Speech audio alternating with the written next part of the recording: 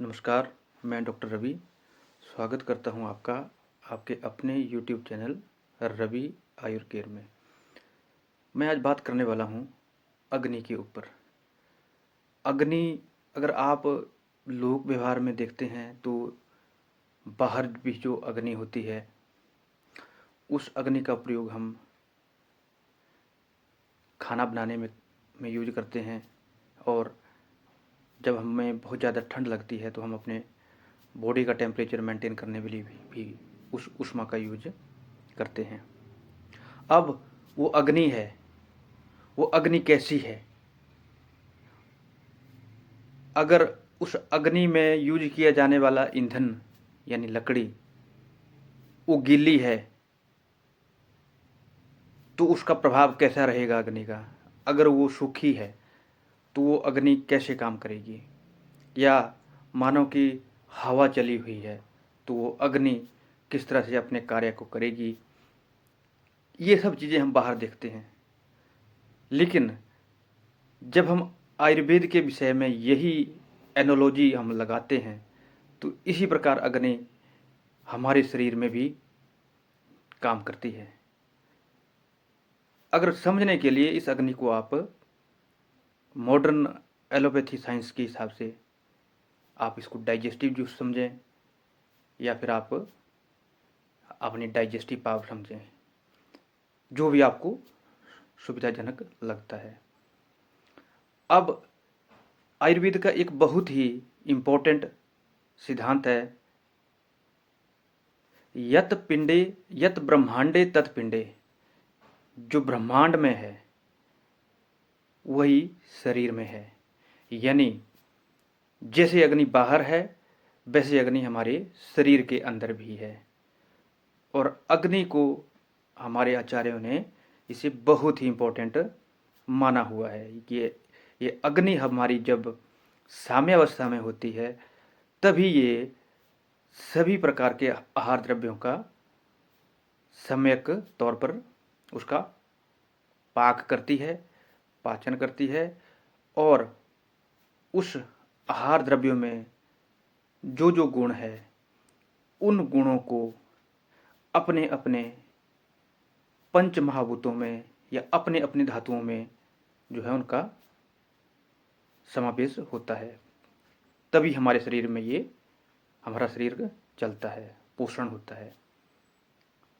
तो अगर हम अपने शरीर में अग्नि की बात करें तो मुख्यतः जो हमारी अग्नि है, जब हम आहार संबंधी अग्नि की बात करते हैं तो हम जठर अग्नि की बात करते हैं। जठर का मतलब एक इकट्ठा जैसा, एक जठर मतलब एक गट्ठा जैसा। तो ये जठर अग्नि किससे बनती है? जठर अग्नि पाचक पित्त जो पचाने का काम करता है, और हमारे गृहिणी में जो है आयुर्वेद में उसका स्थान माना गया है, गृहिणी के पार्श्व में, तो उसको ड्यूडेनम से भी आप ले सकते हैं। तो पाचक पित्त और समान वायु, समान वायु जो एक वायु का प्रकार है, ये दोनों मिलके जो है जठर अग्नि का निर्माण करते हैं। अब ये जठर अग्नि, ये जो अग्नि बताई हुई है अग्नि, ये आचार्यों ने तीक्ष्ण अग्नि, विषम अग्नि और सम अग्नि, ये तीन स्टेट्स जो है अग्नि की बताई हुई है। तो हमें ये जानना जरूरी है हर व्यक्ति को कि उसकी अग्नि कैसी है, उसकी डाइजेस्टिव फायर कैसी है। तो इसकी परीक्षा अगर हम करते हैं तो मैं उसको थोड़ा सा कंसाइज ब्रीफ करने की कोशिश करता हूँ। अगर हम बात करें विषम अग्नि की, तो विषम अग्नि एक ऐसी अग्नि हुई जो विषम है।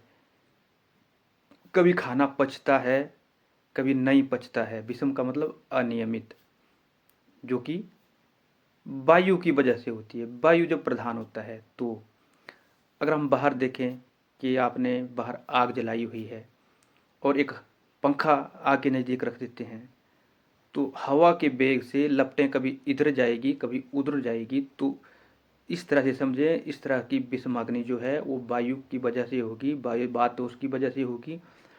और अगर ऐसी अग्नि हमारी शरीर में होगी जठराग्नि, तो फिर वो खाने को कभी पचाएगी कभी नहीं पचाएगी, अनियमित तौर पर जो है वो रहेगी। ये विषमाग्नि का उदाहरण है।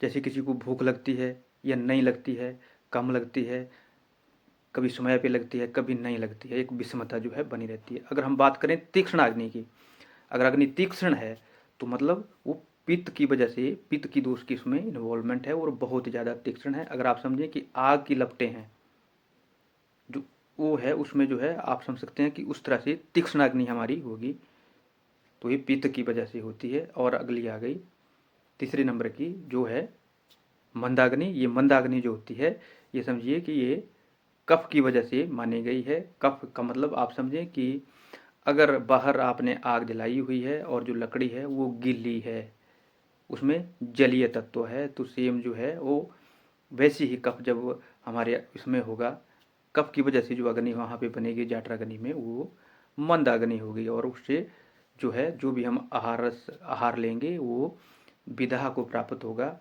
वो उसका सम्यक पाक नहीं होगा और फलतः हमें अजीर्ण, विसूचिका, अल्सक, आम की स्थिति, इस तरह की स्थितियाँ जो है वो उत्पन्न होगी और अन्य कई प्रकार की व्याधियाँ उत्पन्न होती हैं। तो साथियों, अपनी अग्नि का स्वयं परीक्षण करें। इस प्रकार से ये 3 प्रकार की अग्नियाँ मैंने डिस्क्राइब की, विषमाग्नि, तीक्ष्णाग्नि और मंदाग्नि। लेकिन जब ये तीनों दोष वात, पित्त और कफ साम्यावस्था में होंगे तो उसको हम सम अग्नि के नाम से जानते हैं। और वही सम अग्नि जो है हमारे शरीर का वर्धन करती है, पोषण करती है और हमें स्वस्थ रखने में सहायक होती है। तो अपने अग्नि के हिसाब से ही आप अपने आहार द्रव्यों का निर्णय करें और उसी के हिसाब से आप अपने आहार का सेवन करें। अगर आपको ये जानकारी अच्छी लग रही है, आपको इससे फ़ायदा हो रहा है, तो चैनल को लाइक करें, सब्सक्राइब करें। धन्यवाद।